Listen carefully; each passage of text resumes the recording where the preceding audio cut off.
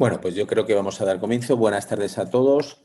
Para aquellos que os hayáis incorporado ahora mismo, presentarme. Soy el doctor Pedro Pérez Segura, oncólogo médico del Servicio de Oncología Médica del Hospital Clínico San Carlos de Madrid y coordinador de Learning Genomics, una propuesta amparada por G5 y organizada desde Fundación ECO, pues en la cual queremos hacer, pues en pequeñas píldoras formativas, hablar de aspectos muy prácticos sobre la genética y el cáncer. En la primera edición tuvimos una serie de webinars sobre cáncer hereditario y en este momento hemos iniciado una nueva sobre aspectos somáticos de implicación claramente clínica en el día a día. Hoy tenemos un tema, yo creo que de enorme interés, un área que a todos nos preocupa cuando tenemos un paciente en esta situación delante y que, bueno, pues los avances que está habiendo en los últimos años, pues merecía la pena hacer una evaluación del papel de toda la genómica y de las opciones que nos da un enfoque correcto de los pacientes con tumor de origen desconocido. Para ello, yo creo que tenemos una persona ideal para hablar de este tema, tanto por su faceta clínica como por su faceta investigadora y también de gestión dentro del Grupo Español de Tumores Huérfanos Infrecuentes, que es el doctor Jesús García Donas, presidente de este grupo. El doctor García Donas, además, es el responsable de la unidad de genitourinario y de tumores ginecológicos del Centro Oncológico Lara Campal y, como digo, creo que es una persona ideal para ubicarnos y darnos un posicionamiento lo más claro posible sobre cuál es el papel hoy en día de los estudios, los biomarcadores o estudios genómicos en tumor de origen desconocido. Como siempre os digo, podéis hacer preguntas a través del chat, si la queréis hacer a lo largo de la charla sin problema, si no al final, y yo se las transmitiré al doctor García Donas cuando finalice la sesión. Sin más, pasamos ya a la ponencia y buenas tardes, Jesús. Muchísimas gracias por participar y te dejo a los mandos. Pues Pedro, muchísimas gracias por la invitación. La verdad que estuve revisando un poco la iniciativa Learning Genomics y he visto que habéis tocado un montón de temas. Además, de un punto de vista, pues, como debe ser, ¿no? Una parte molecular súper importante y la cual, sin duda, el médico, pues ya no creo que nadie se plantea el no participar. Efectivamente, el tema de hoy es especialmente interesante. No es el tumor más frecuente, es un tumor que muchas veces no está asignado a nadie y que de forma inevitable vas a seguir viendo, sea por mucho que te quieras especializar en un área concreta.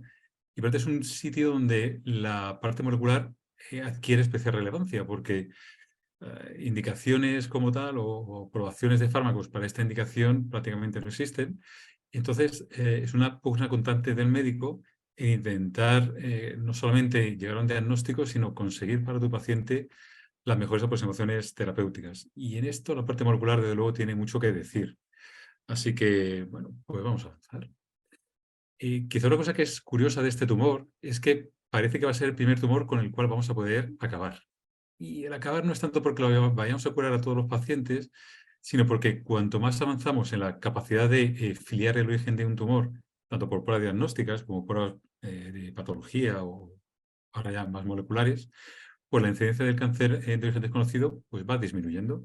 Esta gráfica es muy sencillita, pero me parece muy ilustrativa y muestra cómo desde los años 70 hasta ahora la cantidad de pacientes a los cuales el tumor no se sabía de dónde venía, bueno, pues ha ido decreciendo de una forma muy clara.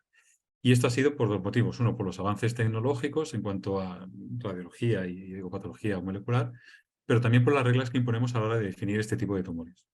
Definiciones ha habido varias a lo largo de la historia, generalmente son todas muy parecidas, y bueno, de una forma sencilla, de una forma coloquial y para que el médico pueda tener en la cabeza, pues son tumores que después de hacer un esfuerzo razonable, y lo de razonable es algo que tenemos que tener muy claro, no consigues encontrar un tumor primario. Insisto en lo de razonable porque a todos nos ocurre con estos tumores que, bueno, de primera, sobre todo cuando a mí me pasa mucho cuando era residente, después con el tiempo ya te tranquilizas un poquito más cuando ves que a todo el mundo le pasa, pero la primera vez que te llega uno de estos, pues parece que es un fracaso el no encontrar el primario, ¿no? Entonces, pues te encelas y te pones a hacer todo tipo de pruebas y al final te das cuenta que, bueno, que la mitad de las cosas que has hecho, pues bueno, te las podías haber a lo mejor ahorrado. Eso también lo tocaremos, ¿no? No es el foco de la charla, pero bueno, vamos un poco de la mano uniendo lo que es la evolución teórica con lo que es manejo práctico de los casos. También de este tipo de gráficas hay un montón, ¿no? La frecuencia de aparición de este tipo de tumores. Bueno, pues hay una serie de patrones más o menos definidos, que ahora veremos también un poquito más en detalle, que además parece que se asocian al pronóstico, pero quizá una cosa que me gustaría destacar con esta diapositiva es una traducción un poco similar a la anterior, pero realmente viene a aportar una característica distinta. Es decir, no solamente el número de tumores de origen desconocido va disminuyendo, sino que su perfil probablemente va cambiando. Y de hecho, si veis aquí, esto es un estudio retrospectivo en el cual ponen en verde los porcentajes actuales y en negro los porcentajes antiguos o previos de qué tipo de paciente tenía qué tipo de alteración en este tipo de diagnóstico. Es decir, que es un tumor que, insisto, va cambiando, no solamente por avances tecnológicos, sino por avances en cuanto a nuestra forma de pensar, a nuestra forma de abordar el cáncer, y que poquito a poco, aunque va reduciendo su incidencia, probablemente siempre va a perdurar. Y siempre va a haber un porcentaje de pacientes que no vamos a tener exactamente claro de dónde viene el tumor. Y sería ideal conseguir que eso no condicionara la evolución de nuestros casos. Lo he venido a definir de esta manera, que espero que sea gráfica. Y yo creo que, bueno, pues para mí me resulta muy útil y refleja muy bien lo que probablemente a muchos nos pasa cuando vemos este tipo de tumores, ¿no? Por un lado, venimos arrastrando los viejos paradigmas o las viejas definiciones que tenemos sobre este tumor. Por un lado, el trabajo clínico que debemos realizar para identificar este tipo de tumores, bueno, pues según avanzando la cantidad de pruebas que podemos hacer, pues va aumentando las cosas que podemos implementar al paciente.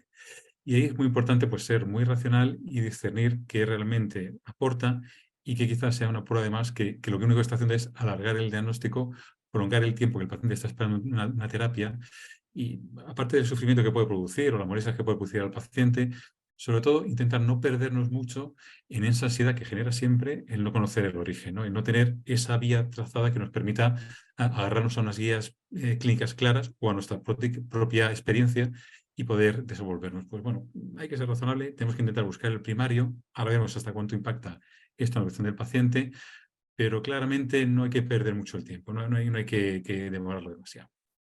En cuanto al tema de identificar el primario, aparte del trabajo clínico, obviamente un trabajo fundamental, que es el del patólogo. Y es el primero que miramos cuando tenemos este tipo de tumores, ¿no? Por lo tanto, primero miramos al radiólogo que por favor revise bien el TAC, a ver si encuentra algún nodulito en algún sitio que nos dé pistas. Y lo siguiente que vamos es a la mesa del patólogo a decirle que por favor le eche ahí todos los potingues que pueda, pero que nos dé pistas, por lo menos, de por dónde tirar con este tipo de tumor. O bien para encontrar un primario o bien para asignarle un tratamiento que no sea una quimio inespecífica. Una cosa que todavía se mantiene y está en las guías clínicas, y esto se basa ya en estudios que tienen ya cierto tiempo, es que esa identificación del primario, que tanto nos importa, no ha demostrado impactar el pronóstico del paciente. Y ahora vemos que hay excepciones y cómo puede esto cambiar en el futuro.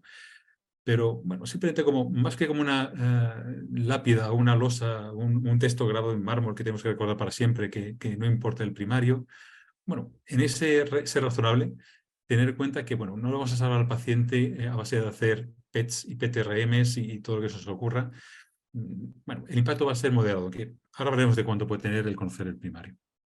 Y finalmente una cosa súper importante, que al fin y al cabo es lo que nos influye a todos, ¿no? El impacto que puede tener la identificación del primario a la hora de decidir tratamiento.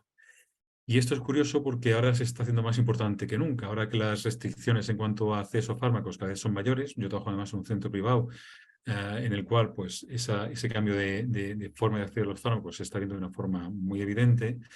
Bueno, pues sabemos que si podemos colocarle una etiqueta al paciente, aunque no sea la más precisa, pues probablemente va a abrir una serie de puertas, una serie de tratamientos que a día de hoy una indicación huérfana como esta, pues no tiene.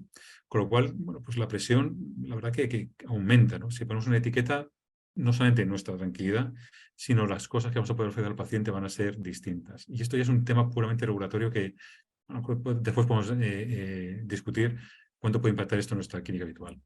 En la parte de la derecha, bueno, pues quizás es un poquito más nuevo y sería la importancia que tiene encontrar un primario o la importancia que tiene a la hora de estudiar un origen desconocido a la hora de encontrar dianas accionables. Desde luego, en este punto, la caracterización molecular adquiere una importancia muy grande y ahora veremos varios ejemplos de esto. Pero bueno, también es cierto que aunque encontremos una caracterización molecular muy precisa, volveremos a encontrarnos con la barrera regulatoria, porque muchas de las indicaciones transversales que se proponen por parte de los investigadores o de la industria farmacéutica, bueno, pues encuentran barreras regulatorias que hacen que aunque tú tengas clara la diana, pues no puedas llegar a acceder al fármaco que tú quieres poner. Vuelve a aparecer otra vez el impacto en la evolución del paciente, ¿no? A la izquierda ponía que no hay impacto, a la derecha, bueno, empiezo a sugerir que quizá no está claro que no haya ningún impacto, ¿no? Y desde luego se lo vuelve a repetir, ¿no? El encontrar targets que sean accionables es el primer paso para intentar acceder a un tipo a un nuevo espectro de terapias. Podemos tener en mente que deberías poder acceder a ellas, aunque después tengas los problemas regulatorios que todos conocemos. Por eso esta forma de pensar o de ver el carcinoma de origen desconocido, respetándola porque es la que está ahora mismo en boga y es la que está en las guías, en la práctica asistencial y en la medida que podamos, hay que probablemente empezar a cambiarla. Quizá esto de que no impacta, el conocer el primario no impacta en la evolución del paciente, hay que empezar a tenerlo entre comillas. Y una cosa muy clara, y que vamos a ver con algunos ejemplos, además muy prácticos, es que todos tenemos algún caso en el cual encontramos una diana tremenda que pusimos tratar y mejoró muchísimo. Obviamente son casos muy aislados. Eso quiere decir que no pueden ser la regla, no deben ser nuestra obsesión, pero es cierto que como son poquitos, sabemos que a nivel estadístico no van a impactar en las grandes curvas de sobrevivencia de este tipo de pacientes. El cáncer de origen desconocido es un cajón desastre, como hay tantos en oncología, donde entra todo tipo de personas. Y realmente que un paciente se beneficie mucho de una terapia específica, un EGFR inhibidor, por ejemplo, me invento, o un NTRK inhibidor, probablemente no va a ser suficiente como para modificar las curvas. Con lo cual, la forma tradicional de abordar el cáncer en cuanto a estudios clínicos, si puede ser, o retrospectivos, si no queda otro remedio, no refleja, no captura bien la realidad de casos singulares que pueden tener una importancia realmente tremenda para la persona que tiene esa alteración. Por eso pongo en negrita también el impacto en la capacidad de tratar al paciente. Y veis cómo la caracterización molecular a día de hoy, para mí, y esto no es lo que está en las guías, pero para mí, desde luego, sí creo que la caracterización molecular, y vamos a ver ejemplos muy claros, ya hay que pensar en ella también como una posibilidad de identificación de primario. Esto, insisto, si vais a las NCCN, veréis que todavía no está recogido, pero sí creo que ya deberemos tener por lo menos en mente, no sé si como una regla general para el mundo, pero que la parte molecular puede tener una implicación de diagnóstico muy interesante. Os pongo aquí, para la que yo creo que para todos es la gran referencia en este tipo de tumores, ¿no? Cuando empezamos a hablar de cáncer de origen desconocido, nos vamos nada más y nada menos que a New England de 2014, que además se basa en textos anteriores, ni siquiera es un trabajo original, en el cual, bueno, pues ya empieza a poner en tela de juicio ya hace tiempo eso que he dicho antes de que identificar un primario no va a modificar la evolución del paciente. Y estos patrones clínicos que tenéis aquí, que seguro que ya conocéis de sobra, sí sabemos bueno, pues que cuando los tienes, tú no puedes decidir qué vas a tener, pero cuando los identificas, los encuentras, sabes que tu paciente va a ir mejor. Y básicamente es un truco, porque son patrones clínicos que se asocian de una forma muy clara con una sospecha muy alta de un tumor tratable. Pues, por ejemplo, el adenocarcinoma con afectación linfática a nivel axilar en una mujer, pues invita a pensar que el primario era una mama, y claramente la evolución de una mama no es la misma que de un sarcoma. El carcinoma de epidermoide a nivel de ganglios cervicales, bueno, pues invita a pensar que hubo un primario de cabeza y cuello, que también tiene una serie de terapias que, bueno, a día de hoy no están nada mal. Por supuesto, el carcinoma seroso a nivel de la cavidad peritoneal en mujer, que remeda un cáncer de ovario. Los tumores de línea media en hombres jóvenes, que muy probablemente tengan un origen germinal. ¿Qué podemos decir de los tumores germinales? ¿No? Podemos llegar a curarles. Tumores neuroendocrinos indolentes con afectación oligometastásica, alguna única metástasis que también podemos llegar a curar con cirugía. Bueno, pues, y la afectación ganglionar a nivel inguinal. Pues son patrones que cuando los encuentras, pues sabes que van a ir mejor, no porque tú lo hagas muy bien, sino que probablemente lo que eran, nos están diciendo que nos apuntan muy claramente a cuál era el primario. En ese sentido hay trabajos realmente interesantes. La verdad que es un tumor que cuando te pones a excavar un poquito, es verdad que no hay grandes cambios a lo largo de los tiempos, pero bueno, va evolucionando, ¿no? Para ser una indicación huérfana que casi nadie pone mucho el foco en ella, bueno, se van haciendo cosas realmente buenas. Este es un artículo de hace unos años de la Sociedad Española de Patología y me pareció especialmente interesante porque, bueno, tenéis la tabla aquí de la derecha, en la cual viene a ser un poco la que imagino que más o menos cada patólogo tendrá la suya. Pero bueno, supongo que será a donde acude el patólogo cuando nosotros le presionamos para que nos diga un origen, ¿no? Pues cogerán la tabla, dirán qué es positivo para qué tipo de tumor y con eso nos pueden dar una sospecha, ¿no? Pues bueno, saber cómo funciona esto de la inmunohistoquímica me resulta muy interesante. Algoritmos de cómo hacer las determinaciones a nivel de anatomía patológica hay un montón, todas parecidas. Esta es una de ellas, la que propone los patólogos. Y veis cómo por aquí empiezan a aparecer claramente las determinaciones moleculares, con distintas versiones y distintas utilidades que ahora vamos a ver un poquito más en detalle. Curiosamente, en este artículo se menciona también los patrones clínicos de los que había hablado hace un minuto. También me parece muy interesante cómo la parte molecular, aunque ya digo, las guías clínicas todavía intentan separar la parte de tratamiento de la parte de diagnóstico. Bueno, pues la realidad se va imponiendo y poquito a poco esto se va mezclando, ¿no? Este es un ejemplo, como hay tantos, de más o menos qué se puede considerar razonable que podemos hacer en un tumor de origen desconocido. Bueno, pues una serie de estudios de imagen, por supuesto, parte de anatomía patológica. Y bueno, veis aquí una lista, probablemente no sea ni la más completa ni la mejor, pero bueno, es una lista de elementos que probablemente nuestros test genéticos o nuestras alteraciones o nuestras búsquedas moleculares deberían tener. No vamos a entrar en detalle porque veremos que después esto es, vamos, cambiante, no, lo siguiente. Y sí me gustaría empezar a abordarle el tema de la parte molecular, pues separando dos campos muy, para mí, fundamentales. Uno que nos resulta un poquito más ajeno y más extraño, pero que empezar a conocer porque llegará, que es la parte epigenética, que a todos nos resulta familiar, pero no la trabajamos tanto, y la parte genética. En la parte epigenética, de forma muy resumida, para que tengáis, aunque ya es conocido por todos, pero para que tengáis una visión inmediata de cómo funciona, bueno, pues básicamente lo que hace es que, asumiendo que el DNA puede ser igual entre todas las células de nuestro cuerpo, incluso nuestras células, y un tumor con alguna pequeña alteración, a veces algunas mutaciones puntuales, mayores o menos depende del tumor, sí que la expresión de unos genes o de otros, esa regulación puede provocar diferencias tremendas entre tejidos. Pues nuestro cuerpo, que tiene un solo ADN, tiene cantidad de tejidos absolutamente distintas gracias a la modulación epigenética de la expresión de genes. Y en este sentido, la metilación del DNA, que sabéis que normalmente actúa como un represor de la expresión de genes, es donde más se ha trabajado en cáncer y nos resulta un poquito más familiar. Este es un ejemplo de muchos de los que hay. Después me gustaría entrar un poco más en detalle en uno que me parece más interesante, porque además es de un investigador español, Manuel Esteller, que bueno, de absoluto prestigio, ¿no? Bueno, este es un artículo distinto y básicamente lo que hacen es un panel de metilaciones, lo corren en un montón de muestras que ya conocen ellos el tumor de forma ciega, hacen un clustering no supervisado y bueno, identifican distintos grupos, levantan el ciego y ven que, bueno, de una forma bastante consistente, los perfiles moleculares que han encontrado de una forma no supervisada se correlacionan con estos colorines, que veis aquí en la leyenda, con distintos tumores. Es decir, que bueno, parece que sí que el mirar metilaciones nos podría permitir asignar una probable origen a un tumor que no conocemos de dónde proviene. Esto traducido en curvas ROC, pues bueno, como si veis aquí, distintas determinaciones pueden alcanzar una precisión muy, muy elevada. ¿Y hasta dónde podemos llegar con la precisión de estos test? Bueno, pues para mí este es uno de los mejores trabajos. Y la verdad que lo estoy redescubriendo, porque en su momento cuando este test, que es el EpiCube, que seguro que muchos habéis manejado, estuvo disponible hasta donde yo sé, se dejó de comercializar hace unos años, la verdad que mi impresión ahora es que llegó un poquito pronto, antes de lo que tocaba, porque realmente te da una información, por supuesto, previo pago de la SAI, que no puede ser de otra manera, que no tenía en aquel momento mucha aplicabilidad, pero me da la sensación de que en el futuro volveremos a ir, o si no de test muy similares. Bueno, básicamente lo que hace este test es generar una array de metilaciones, desarrollado como decía, por Manuel Estier, que es el último autor de este paper, publicado en Lancet Oncology, por cierto, y lo que hacía era, bueno, decirte a qué tumor pertenecía una muestra que no habías identificado. En este paper se hace un estudio enorme, con un montón de muestras ya afiliadas, como antes, de forma ciega, y el test llega a tener una precisión, creo que era del 90-99%, era una cosa muy, muy espectacular. Y una cosa que hacen ellos también es, como tienen no solamente muestras, sino también evolución clínica de pacientes, bueno, pues ponen en cuestión esto que decíamos antes de que filiar el primario no impacta en la evolución del paciente.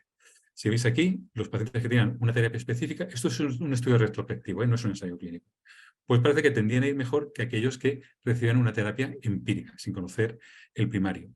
Y esto puede ser porque los así mejoren, pero también porque cada vez tenemos un armamentario de tratamiento terapéutico mayor y mejor, más asociado a dianas concretas.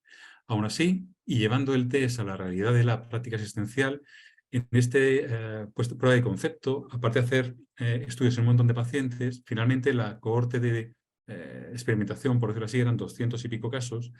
Fijaos cómo De esos 200 y pico casos en los cuales el test era capaz de predecir muy bien a qué tumor primario probablemente pertenecían, de 200, solamente 31, no sé si lo veis bien aquí, solamente 31 llegaron a recibir una terapia específica. Yo creo que fue un test que se adelantó a su tiempo y todavía la traducción de identificar un perfil concreto no casaba bien con las terapias que disponíamos. Y ahora después, si queréis, hablamos un poquito más en detalle. La genética nos es mucho más familiar. No voy a pasar mucho tiempo describiendo los assays genéticos que hay, que además cambian cada día. Después podemos hablar de ellos un poquito si queréis. Pero bueno, simplemente para dar unas pinceladas muy relevantes de qué nos encontramos cuando cogemos tumores de origen desconocido y hacemos paneles genéticos, ¿no? Que cada vez, aunque con dificultad, pero bueno, poquito a poco vamos teniendo más experiencia y están más disponibles. Bueno, pues si veis aquí, este es de este artículo que tengo enseñado aquí a la izquierda, que está publicado en JAMA Oncology. Bueno, la incidencia de mutaciones que solemos encontrar en este tipo de tumores. Veréis que como muchos nos suenan P53, CDKN2, por supuesto KRAS, y bueno, pues viejos conocidos. Esto tiene un truco y es que normalmente los assays que utilizamos son muy reiterativos, es decir, no miramos el genoma completo, sino que seleccionamos un panel de 50, 40, 300, 100, 500 genes, por lo cual obviamente es muy fácil que se repitan las alteraciones que encontramos. Pero bueno, si uno echa un vistazo a este cuadro, la verdad que si mirar una corte de tumores con origen desconocido, pues bueno, se parecería bastante, ¿no? Es decir, que la genética da la sensación de que se parece mucho al tumor de conocido y que probablemente el viejo concepto, probablemente ya muy abandonado, de que esta puede ser una entidad independiente, pues no es real, ¿no? Realmente lo que estamos viendo es una forma clínica distinta de tumores conocidos. Y en este sentido, si veis la gráfica de la izquierda, cuando comparamos el porcentaje de mutaciones en genes concretos que aparecen en cáncer de origen desconocido, que son los que están en azul o gris más oscuro, con tumores de origen conocido, pues veis como más o menos de incidencia se replican bastante bien. Aquí es prácticamente calcado, es decir, que efectivamente el cáncer de origen desconocido no parece que sea un tumor, una entidad clínica, una entidad molecular per se, sino un cajón desastre de muchos tumores que se parecen en el nivel molecular con los que conocemos. Este trabajo me parece especialmente interesante, quizá no porque sea el mayor, sino porque es un trabajo que hicimos en el grupo Getty, que antes Pedro ha mencionado que tengo la suerte de ser el presidente, y básicamente trabajando no con epigenética, como decía Manuel Esteller, sino con genética, en concreto con translocaciones, que es algo muy importante que también vamos a desarrollar un poquito más adelante. Bueno, pues si fijáis aquí, tuvimos la oportunidad de utilizar estos test que miran fusiones, no miran alteraciones genéticas, en una corte muy grande, en 309 casos de toda España, en el grupo Getty, y si veis de 309 pacientes que pudimos caracterizar molecularmente, alteraciones oncogénicas solamente encontramos en 45, muy poquitos. Insisto que eran fusiones lo que buscábamos, no eran mutaciones. Y de esos 45, solamente 11 tenían alteraciones que podíamos tratar y solamente 7 eran pacientes que pudieron finalmente recibir algún tipo de tratamiento específico. Es ese tipo de resultado el que durante mucho tiempo nos ha hecho cuestionarnos hasta qué punto es útil la caracterización molecular y que, bueno, seguro que la discusión sale el tema. Probablemente este estudio, que se va a comunicar en ESMO de este año, a final de año, es uno de los que más evidencia o más luz nos va a arrojar sobre hasta qué punto debemos llegar con los test moleculares. Es un estudio que tiene todas las pegas metodológicas que podamos encontrar, pero que está muy adaptado a lo que es este tipo de patología poco frecuente, en la cual tenemos que buscar dianas de alguna manera y asignarle algún tipo de tratamiento. Bueno, pues la verdad que la forma en que Roche, que es el promotor de este estudio, lo diseñó, pues no deja de ser interesante, ¿no? Por supuesto, se hacía un perfil genómico, se puede hacer tanto en tejido como en sangre. Inicialmente había una parte que mientras se hacía el testing se inició un tratamiento de quimioterapia y en función de si el paciente respondía o no respondía, pasaba a una categoría de tratamiento dirigido por alteraciones moleculares o bien pasaba a una categoría en la cual había una randomización. Aquellos que respondían se randomizaban. O a cambiar a un tratamiento molecularmente dirigido, por decirlo así, que sería este listado de aquí. Si entráis un poquito en detalle, veréis que hay muchas alteraciones que no son familiares que están incluidos aquí. Y eran randomizados frente al tratamiento en principio estándar, que lo sigue siendo, que es la quimioterapia agnóstica o específica, como queremos llamarla. Bueno, pues una aproximación valiente, difícil y, bueno, pues que no deja de ser interesante. Sobre todo, quizá lo más difícil es fijar unas reglas estrictas en cuanto a qué paciente debe entrar en cada rama. Porque, y esto en el grupo lo tuvimos con el estudio que os he enseñado antes, tú tienes en la cabeza 4 alteraciones muy concretas que se asocian muy bien a la respuesta, y cuando haces un estudio con un montón de gente de distintos centros, te empieza a llegar todo tipo de alteraciones que no sabes qué significan y que no sabes si pueden incluirse en un brazo o en otro. Son estudios muy interesantes, pero muy difíciles de llevar a cabo y después de interpretar. Bueno, ¿y cómo nos manejamos nosotros entre tanta cosa molecular, epigenética, genética y las limitaciones que tiene el acceso a fármacos? Bueno, pues esta sección, que consiste en 2 diapositivas, la he llamado así, el rinconcito del clínico. Y es que realmente no estamos tan solo como pueda parecer. Realmente es que hay aplicaciones bastante buenas a nivel de Internet, y esto seguro que muchos la conocéis, el ENCOCADE, que está desarrollado por el Memorial, y que, bueno, realmente tú puedes colgar tu alteración sin saber muy bien lo que hace, darle a Enter y te busca en qué gen está alterado y te da una serie de pautas, una serie de niveles de evidencia en cuanto a si puede haber o no una droga relacionada con esta alteración. Las hay un poquito más complejas y más interesantes, pero bueno, para el médico esta yo creo que es muy intuitiva y está bastante.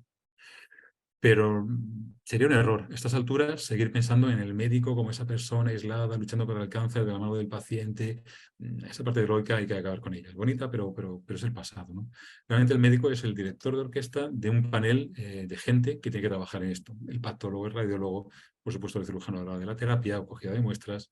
Y por supuesto, una cosa que no tenemos en nuestro centro la mayoría, pero que cada vez vamos teniendo más, o al menos demandamos más, que es el molecular tumor board. Y aquí vuelvo a sacar con el pecho por el grupo Getty, del cual puedo estar más orgulloso. Hace ya un año que pusimos en marcha esta iniciativa, que es un molecular tumor board, que es transversal, que integra a médicos y a gente de molecular, de ciencia básica y patólogos, y que está abierto para todo el que quiera, tanto para tumores raros como para no raros. La idea del Getty no es solamente ver tumores huérfanos, sino también de colocarse en el nicho de la oncología transversal, es decir, cuéntame qué alteraciones tiene y vamos a buscar algo con el cual podamos tratar al paciente. Hace una hora, justo antes de la charla, hemos hecho un caso, bueno, mío, que no sabía muy bien cómo manejarlo, de un cáncer de vejiga que no tenía mutación en BRAF y que ya ha consumido las terapias habituales y no sabía muy bien cómo manejarlo. Pues, ¿no? Pues en el molecular tumor board le hemos dado unas cuantas vueltas, utilizando aplicaciones como OncoKB, la experiencia de las personas que participan y otras herramientas un poquito más sofisticadas. Pues hemos llegado a una conclusión creo que bastante interesante que a mí como clínico me ha ayudado y espero que al paciente también. Por lo cual, os animaría a intentar abandonar ese sentimiento de soledad que tiene uno cuando está en la consulta enfrente de este tipo de tumores. Tenemos herramientas y tenemos que saber utilizarlas. Por último, y llevando ya esto a un plano mucho más concreto, no sé, voy de tiempo, un poquito justo, voy a intentar acelerar un poquitín. 2 casos que yo creo que ilustran fenomenal hasta qué punto la parte molecular puede llegar a cambiar la historia de gente muy concreta, ¿no? No de todo el cáncer de gen desconocido, pero sí de personas concretas.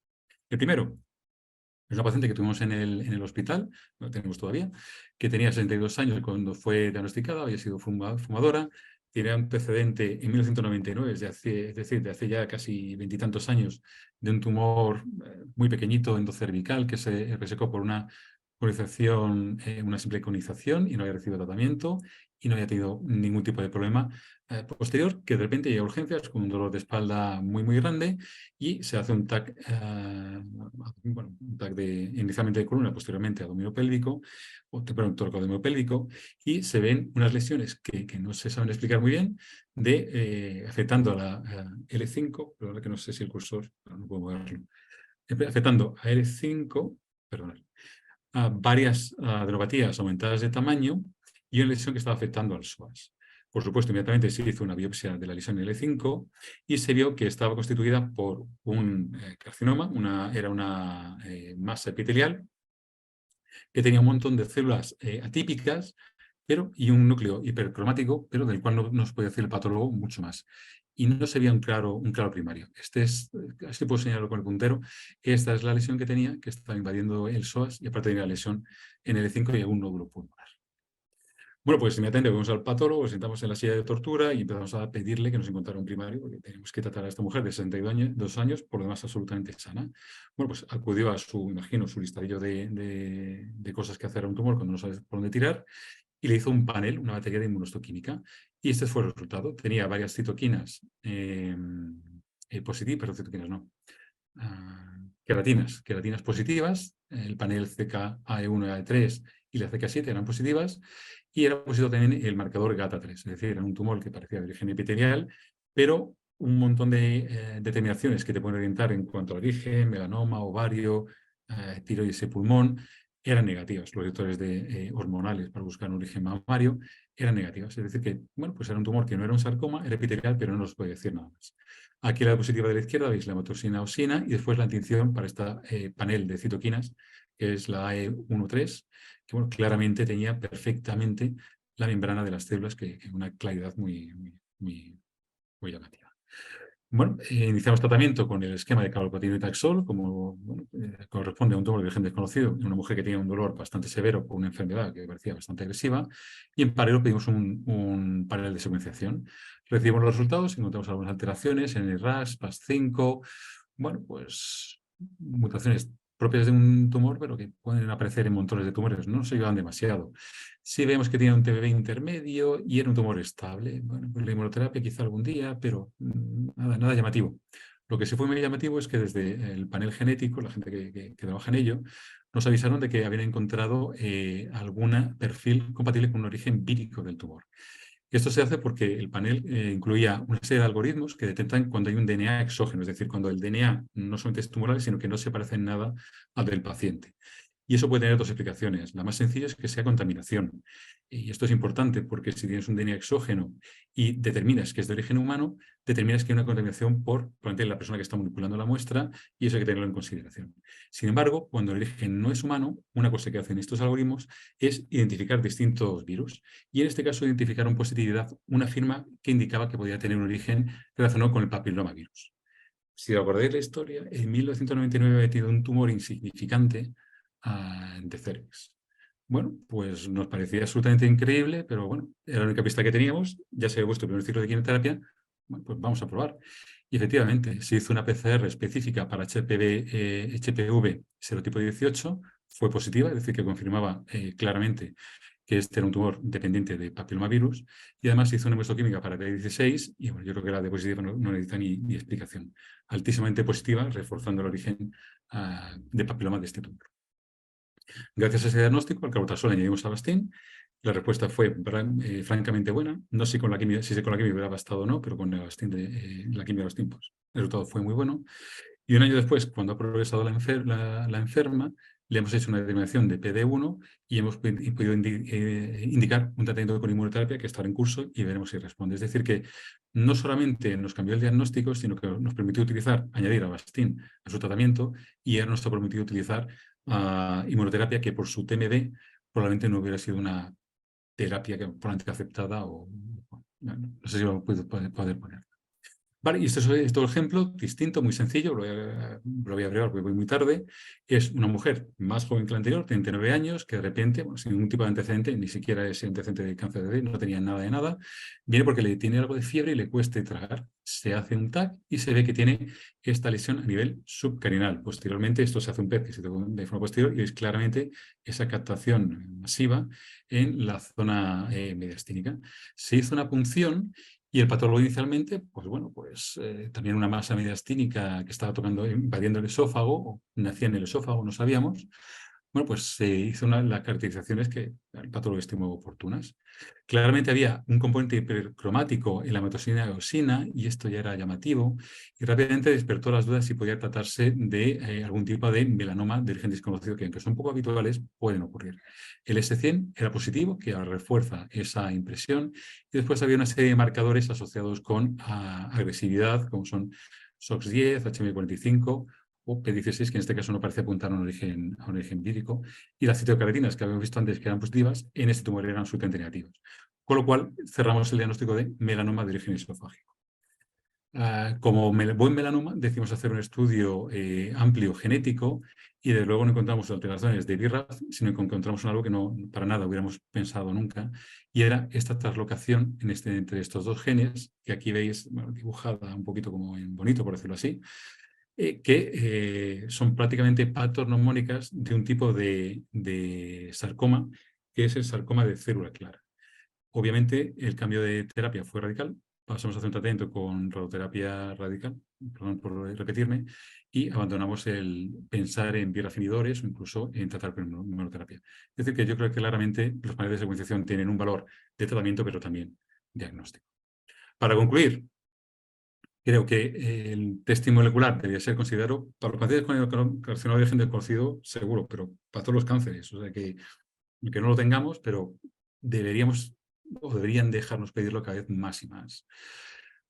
¿Y qué tipo de test molecular? Personalmente, cuanto más amplio, mejor, porque nos hemos encontrado, y antes lo habéis visto, casos que no hubiéramos sospechado. Es decir, un panel de 50 genes, si es el que tengo, pues mejor que nada es, pero yo de luego si puedo elegir, cuanto más grande mejor. Y además, grande no solamente en cuanto a número de genes, sino que idealmente no debería estar limitado a alteraciones genéticas. Sabéis que cada vez más los paneles van incluyendo fusiones.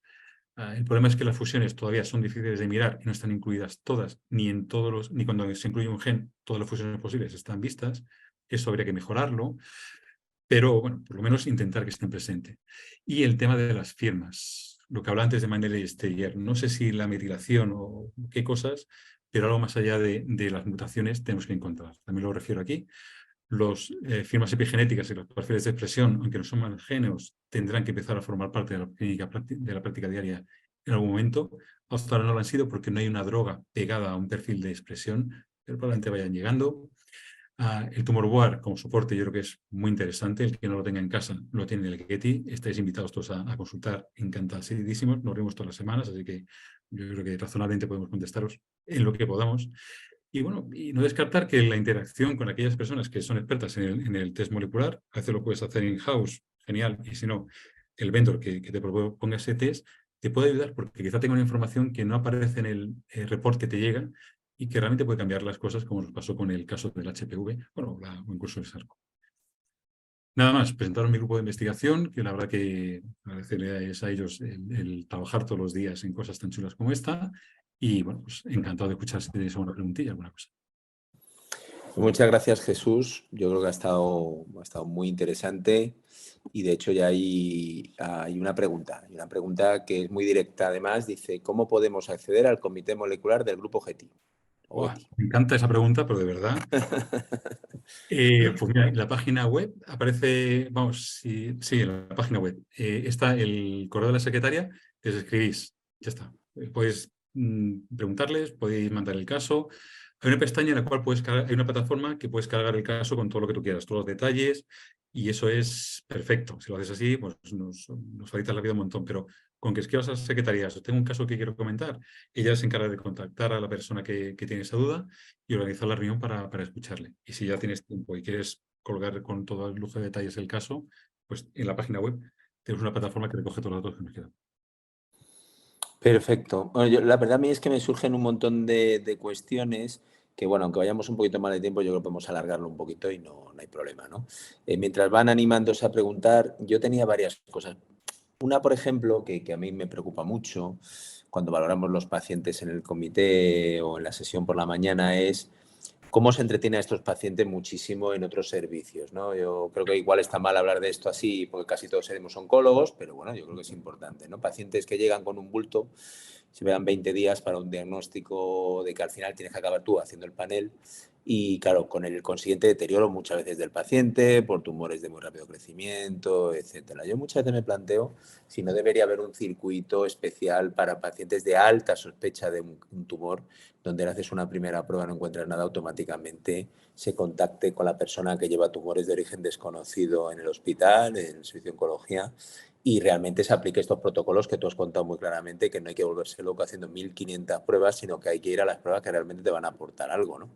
¿Tú, cuál es tu opinión sobre este tema? Súper interesante. O sea, esto abre un tema para mí capital de la oncología. Es decir, el oncólogo tiene que seguir siendo el tratante de la metástasis, que es lo que hemos sido históricamente, ¿no? Me acuerdo, bueno, yo soy reciente tuyo. La regla de oro era que si no tenía diagnóstico anatopatológico no se le veía en el servicio. Eso con el tiempo pues, ha habido que ir cambiándolo porque, como tú dices, el oncólogo es que sea más listo, pero como ya sabe por dónde van las cosas, pues acorta. Y es verdad que quizá ese paradigma deberíamos llegar a cambiarlo. Es difícil, ¿eh? Porque tú cambias el paradigma, pero nadie te da más recursos. Pero sí, quizá el oncólogo debería estar implicado cada vez más en etapas más precoces. Hay una línea de investigación, por ejemplo, que hubo en mi centro y en otros centros que se está desarrollando bastante, que es el diagnóstico hipertemprano. Es decir, intentar gente que todavía no tiene tumor a nivel molecular. Quizás ya es otro paso, ¿no? Pero que al oncólogo se le consultara por lo menos de forma precoz, sin tener que esperar a tener la nota autológica ciliada del tumor, me parece crítico. También va a ser muy exigente para nosotros porque nos va a multiplicar por mucho la consulta, pero sin duda ayudaría mucho. Hay una pregunta, dice, en nuestro centro hemos tenido experiencia con la plataforma Foundation de Roche. ¿Qué opinión tienes de la misma? ¿Has podido trabajar con ella? ¿Qué otras plataformas destacarías? Gracias. Bueno, mi experiencia es limitada. Yo sobre todo hemos trabajado muchísimo con Foundation y con Thermo Fisher, con Oncomine. No porque las haya mejores ni peores, sino porque bueno, comercialmente pues llegaron al centro y han llegado a un acuerdo con el centro y son las que tengo más acceso. Hemos utilizado otras dentro del ensayo clínico. Bueno, el patrocinador de estas charlas tiene sus propias plataformas. Yo realmente lo que veo es que cada vez son más parecidas. O sea, se va avanzando. Yo creo que Foundation al principio era de las primeras, pero rápidamente los competidores se van poniendo a la altura. Y eso es muy interesante porque cada vez incluyen más cosas, ¿no? Pues lo que antes eran 100 genes, ya son 300, ya son 500, estamos ya por unos 500, y no solamente los genes, sino que el tema de las fusiones es súper interesante, que hasta estaba menos estrellado, y lo siguiente que viene, que están validando ahora, que todavía no está disponible, son las firmas. Y entonces, yo la verdad que en general los resultados son muy buenas todas. Yo creo que técnicamente son parecidas, ya casi más va habiendo una diferencia en cuanto a precio, rapidez. Sí que cuanto más cosas te ofrezca, tanto mejor, pero son muy sólidas. Yo no me atrevería a recomendar una por encima de otra parte, bueno, por disclosure, ¿no? Pero no, creo que son parecidas y muy fiables. A ver, este es un planteamiento que te pregunto. A ver, estamos hablando de una patología de baja prevalencia, además cada vez de menos prevalencia, porque claro, se van diagnosticando ya, se van filiando mejor estos tumores. ¿Tú crees que deberían tratarse, dado que no deberían ser un volumen importante de pacientes, pero con una extrema complejidad, en centros de referencia, o sería factible que el paciente se trate en su centro, pero con una conexión vía comités moleculares, virtuales, etcétera, con un centro de más experiencia? ¿Qué opinas tú de este punto? Pues es otro tema central de la oncología, ¿no? Yo siento que lo tengo claro, es decir, todo aquello que implique pues, una coordinación quirúrgica exquisita, ¿no? Antes hablábamos de los sarcomas, ¿no? Eso hay que llevarlo, porque ya no solamente una decisión, es que el tío que opera tiene que tener unas manos privilegiadas, ¿no? Entonces ahí claramente hay que tener un centro de referencia. Todo este conocimiento molecular, sin embargo, cuando las terapias que se van utilizando no dejan de ser tóxicas, incluso la inmunoterapia tiene su toxicidad, pero no es un trasplante, ¿no? Como hacíamos con la transdosis, ¿no? No son cosas tan complejas que un oncólogo no pueda manejar. Creo que el tumor es una solución muy buena. El problema es que el tema molecular, no hay que garantizar el acceso. Ahí sí cada uno hace su plataforma en su centro o lo deriva a uno de referencia. Ya es una cosa más de logística económica más que de dificultad. Bueno, si un centro realmente por volumen va teniendo mejores plataformas, tanto mejor. Pero la aplicación después del tratamiento, seguro que cualquiera de los médicos que están aquí pueden utilizar bueno, que luego la inmunoterapia, pero un RET inhibidor, pues sin unas poquitas pautas lo podría hacer muy bien. Y sí que el consejo de cómo interpretar los datos y por dónde tirar, sí que tiene que estar centralizado, pero mejor no físicamente, sino pues es un tumor lugar que puedes acceder.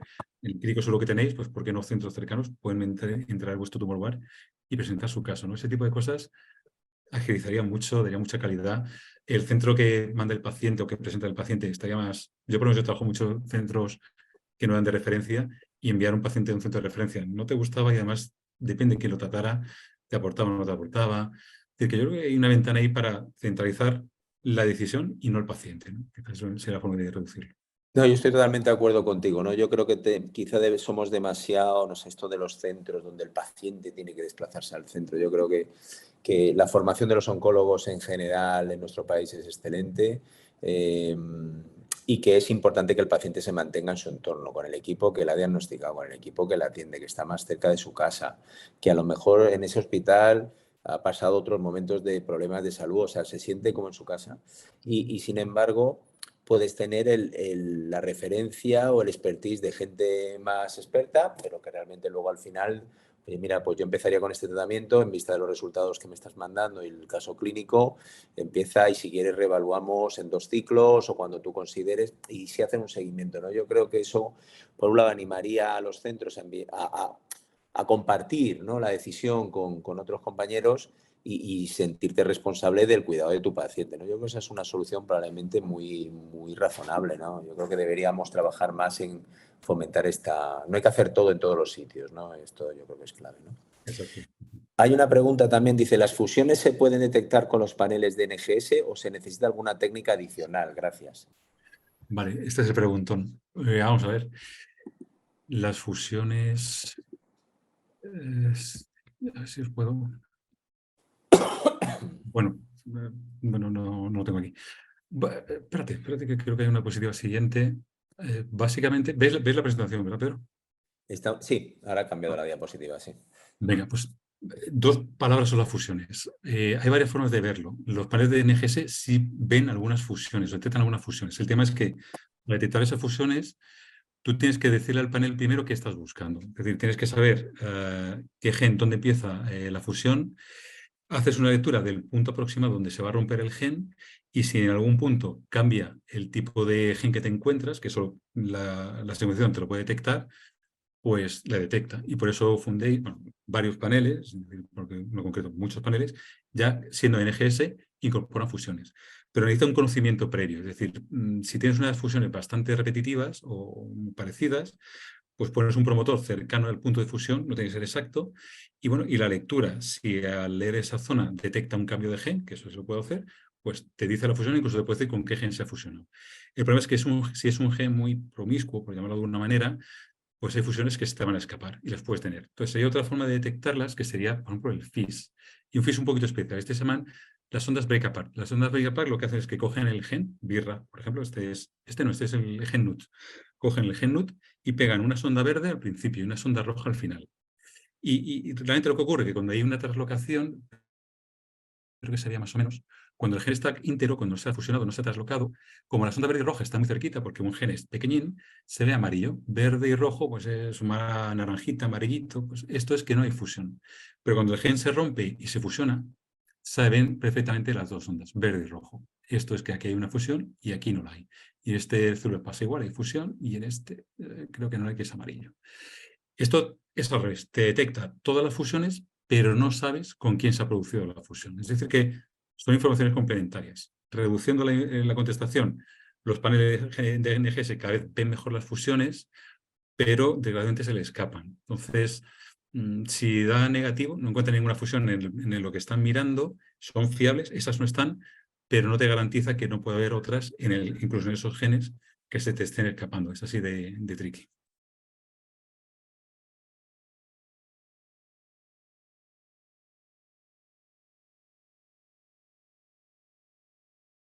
Hola.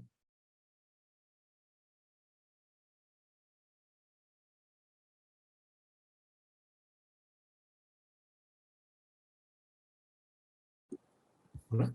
¿Me oyes? ¿Me Ahora oyes, sí. Jesús? Ah, vale. No, comentaba que en patologías infrecuentes, donde, claro, la investigación clínica es compleja, subgrupo de subgrupo, pocos pacientes, etcétera, etcétera, tendemos a extrapolar, y ponía el ejemplo yo de, por ejemplo, tumores cerebrales, ¿no? Una de las áreas en las que yo trabajo. Tendemos a extrapolar datos cuando tenemos fármacos dirigidos, ¿no? De otras patologías y pensamos que, bueno, si al final tiene una determinada alteración, debería responder igual que otro órgano, ¿no? ¿Tú crees que podemos en tumores de este tipo, tumores de origen desconocido, extrapolar los datos de eficacia de terapias dirigidas porque ha dado resultado en otros tumores con esa misma perfil genómico? Esa es la otra pregunta clave, ¿no? Para eso tiene que estar el tumor board, porque un problema que tenemos los médicos, y es un problema difícil de resolver, o que no vamos a poder resolver nunca de forma definitiva, es que por mucho que aprendemos de biología molecular, no podemos llegar a todos los rincones, ¿no? Entonces, por ejemplo, BRAF es un buen ejemplo. Bueno, hay mutaciones que se parecen mucho, pero a BRAF V600E y tiene la misma función, pero hay otras que son parecidas, pero que no tienen nada que ver. Y de hecho hay una clasificación específica para mutaciones de BRAF. El médico no puede llegar a ese nivel de detalle. También el contexto es importante. Es curioso, por ejemplo, yo siempre pongo el ejemplo del cáncer de colon, que BRAF no era una buena diana, pero ahora sí que es una buena diana. Es decir, que también, según van evolucionando las terapias, pues no solamente es encontrar la alteración génica concreta, sino que la terapia sea capaz de tocarla adecuadamente.